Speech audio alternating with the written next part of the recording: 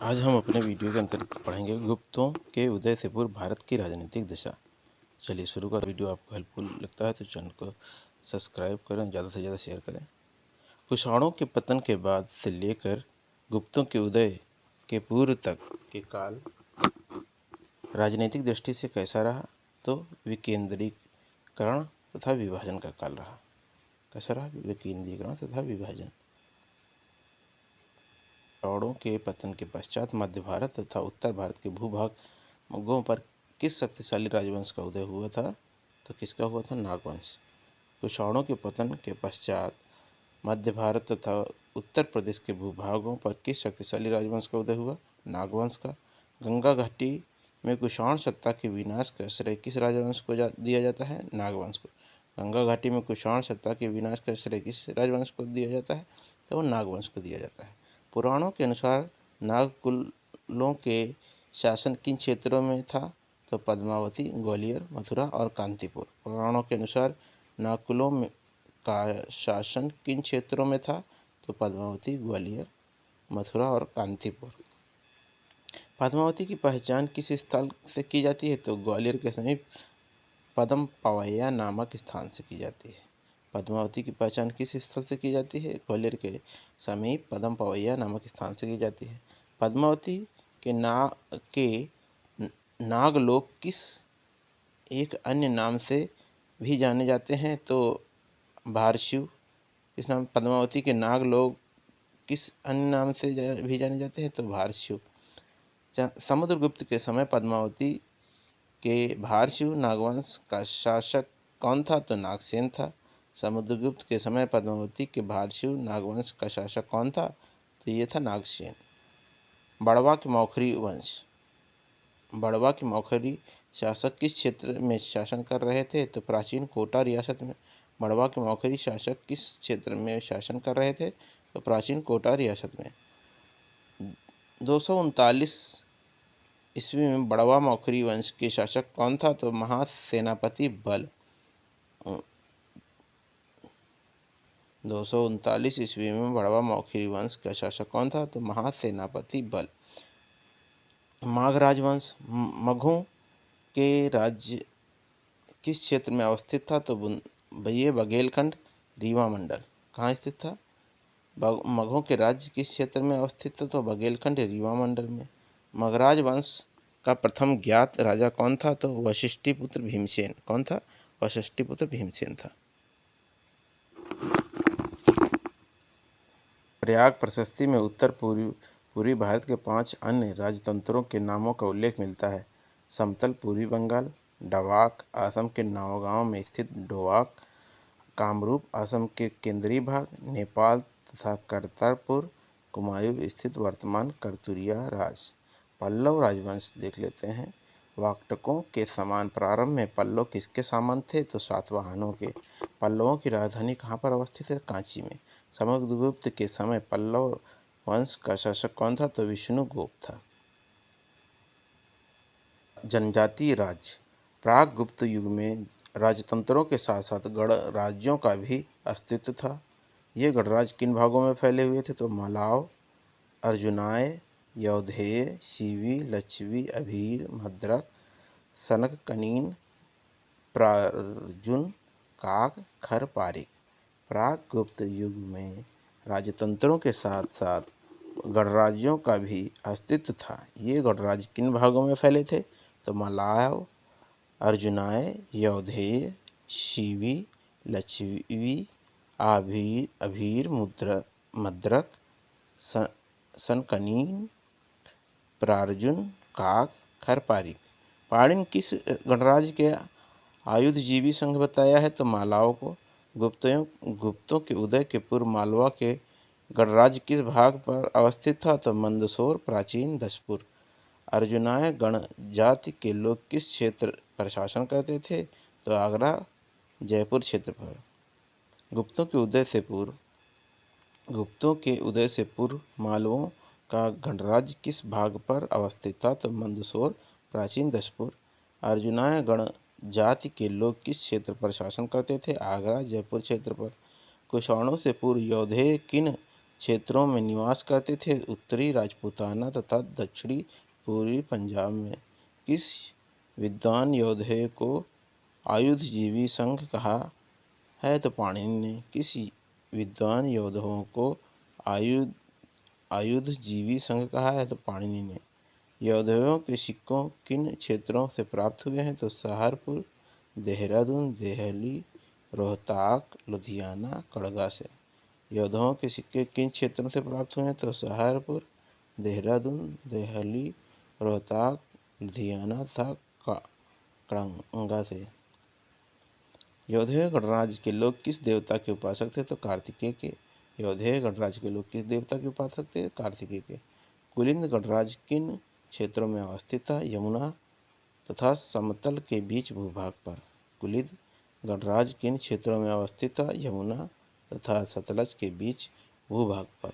विष्णु पुराण में कुलिंदों को किस क्षेत्र का निवासी बताया गया है? तो पर्वत घाटी का निवासी। सिकंदर के आक्रमण के समय शिवी लोग किन क्षेत्रों में निवास करते थे? झेलम तथा चिनाब के संगम में।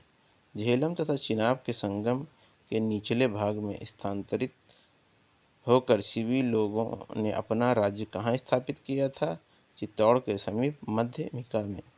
झेलम तथा चिनाब के समीप के निचले भाग में स्थानांतरित होकर शिवी लोगों ने अपना राज्य कहाँ स्थापित किया था? तो चित्तौड़ के समीप मध्यमिका में।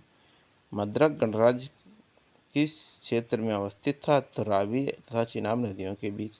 मद्रक गणराज्य किस क्षेत्र में अवस्थित था? रावी तथा चिनाब नदियों के बीच। मद्रकों की राजधानी कहाँ अवस्थित थी? सियालकोट। मद्रकों की राजधानी कहाँ अवस्थित थी? सियालकोट। सनकानीक लोग किन क्षेत्रों पर शासन करते थे? भिलसा के आसपास। सनकानीक लोग किस क्षेत्र पर शासन करते थे? भिलसा के आसपास। समकालीन किसके सनकालीन किसके सामंत थे? गुप्तों के। सनकालीन किसके सामंत थे? गुप्तों के। काक गणराज्य के शासक किस क्षेत्र में शासन करते थे? काकपुर। काक गणराज्य के शासक किस क्षेत्र में शासन करते थे? काकपुर। खरपारिक गण जाति के लोग कहाँ पर शासन करते थे? दमोह, मध्य प्रदेश। खरपारिक गणराज्य के लोग कहाँ शासन करते थे? ये दमोह, मध्य प्रदेश में। तो के उदय से पूर्व औदुंबर, उत्तमभद्र, वैष्णि आदि छोटे गणराज्य विद्यमान थे। गुप्तों के उदय से पूर्व औदुंबर, उत्तमभद्र, वैष्णि आदि छोटे छोटे गणराज्य विद्यमान थे।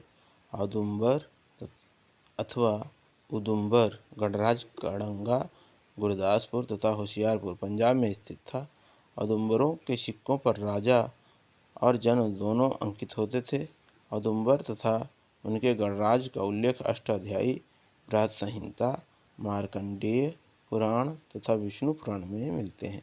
औदुंबर तथा उनके गण के उल्लेख अष्टाध्यायी बृहत संहिता, मार्कंडेय पुराण, विष्णु पुराण में मिलते हैं। औदुंबरों को विश्वामित्र का वंशज तथा कौशिक गोत्र का बताया गया है। औदुंबरों को विश्वामित्र का वंशज तथा कौशिक गोत्र का बताया गया है। वाकटक वंश। वाकाटक वंश के बारे में देखते हैं। 3वीं शताब्दी ईस्वी पूर्व से 6वीं शताब्दी ईस्वी पूर्व तक दक्षिणापथ में शासन करने वाले राजवंशों में सर्वाधिक सम्मानित तथा सुसंस्कृत राजवंश कौन था? तो वाकाटक राजवंश था। वाकाटक राजवंश किस राजवंश के समकालीन थे? गुप्त राजवंश के। वाकाटकों का मूल स्थान कहाँ स्थित था? तो बरार, विदर्भ। वाकाटकों का मुख्य निवास स्थान कहाँ स्थित था? बरार, विदर्भ। वाकाटक इतिहास के साधन। प्रभावती गुप्ता का नाम पूना ताम्रपत्र। प्रभावती गुप्ता का पूना ताम्रपत्र। प्रवर सेन द्वितीय कालीन रिद्धपुर ताम्रपत्र। प्रवर सेन द्वितीय कालीन रिद्धपुर ताम्रलेख। प्रवर सेन द्वितीय की चमक प्रशस्ति। प्रवर सेन द्वितीय की चमक प्रशस्ति। हरिशेन की अजंता गुहा अभिलेख। विंध्य शक्ति द्वितीय का बासीम लेख। वाकाटक गुप्त संबंधों के संदर्भ में जानकारी किन ताम्रपत्रों से प्राप्त होती? तो पूना तथा रिद्धपुर ताम्रपत्र से। वाकाटक वंश के शासकों की राजनीतिक उपलब्धियों का विवरण किस गुहा लेख से मिलता है तो अजंता गुहा लेख से मिलता है। वाकाटक वंश के शासकों की राजनीतिक उपलब्धियों का विवरण किस गुहा लेख से मिलता है तो अजंता गुहा लेख से। वाकाटक संबंध वाकाटक गुप्त संबंधों के संदर्भ में जानकारी किन ताम्रपत्रों से प्राप्त होती तो लूना रिद्धपुर ताम्रपत्र से। अब विंध्य शक्ति के बारे में देखिए। वाकाटक वंश की स्थापना किसने की थी तो विंध्य शक्ति ने। वाकाटक राजवंश की स्थापना किसने की थी विंध्य शक्ति ने। वाकाटक राजवंश की स्थापना किस वर्ष हुई थी तो 255 ईस्वी पूर्व। 255 ईस्वी में वाकाटक राजवंश की स्थापना 255 ईस्वी में हुई। वाकाटक के पूर्वज किसके सामंत थे सातवाहनों के। वाकाटक के पूर्वज किसके सामंत थे तो सातवाहनों के। अजंता के लेख में विंध्य शक्ति की प्रशंसा किस प्रकार की गई है। उसने महान युद्धों को जीतकर अपनी शक्ति का विस्तार किया था। उसके क्रोध को देवता भी नहीं रोक सकते थे। वह इंद्र के समान प्रभाव वाला था। उसने अपनी भुजाओं के बल से समस्त लोकों में विजय प्राप्त की थी। तो ये किसके बारे में कहा गया है ये विंध्य शक्ति के बारे में कहा गया है। वाकाटक शासक विंध्य शक्ति ने कब तक शासन किया था तो 275 ईस्वी में। 275 ईस्वी में उसने शासन किया था। 255 में उसने स्थापना करी थी। लगभग 20 वर्ष। वह है प्रवरसेन प्रथम। प्रवरसेन प्रथम के बारे में देखिए।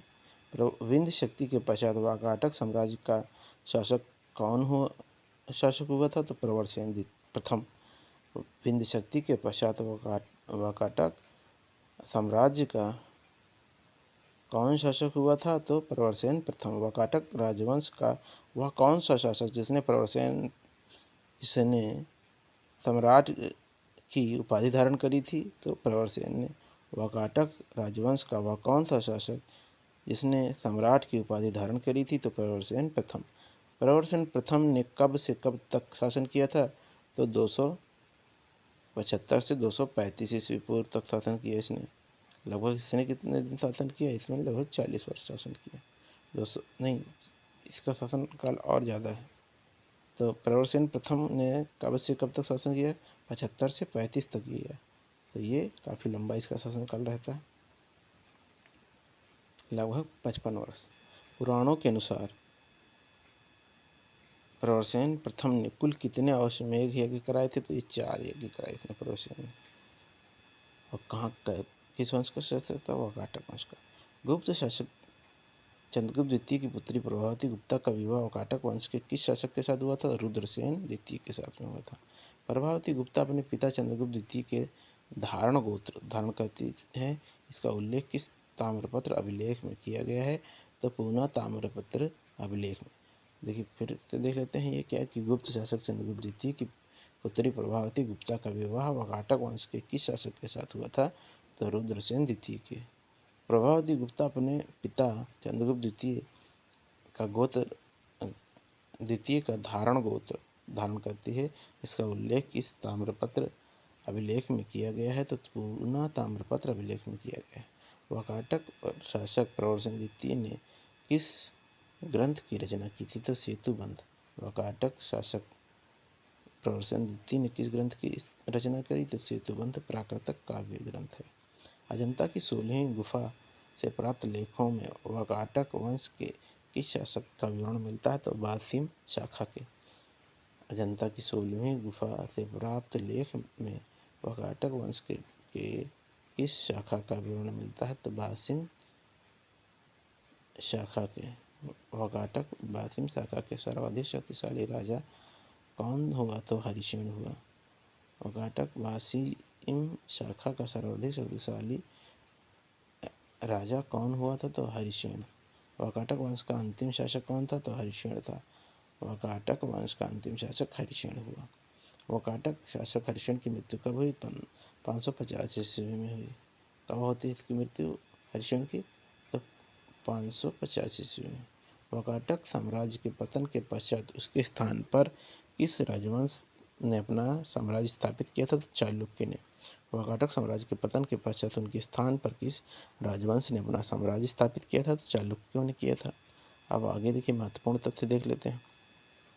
वाकाटक शासन विद्या प्रेमी तथा कला और साहित्य के उदार संरक्षक थे। संस्कृत के विदर्भ शैली का पूर्ण विकास वाकाटक शासकों के दरबार में हुआ था। प्रवरसेन द्वितीय ने अपनी मराठी प्राकृत काव्य सेतुबंध की रचना की थी तथा सर्वसेन ने हरिविजय नामक प्राकृत काव्य ग्रंथ लिखा था। कालिदास ने विदर्भ शैली में मेघदूत की रचना की थी। वाकाटक नरेश ब्राह्मण धर्मावलंबी थे, शिव और विष्णु के अनन्य उपासक थे।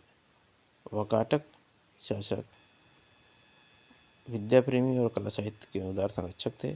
संस्कृत की विदर्भ शैली का पूर्ण विकास वाकाटक शासकों के दरबार में हुआ था।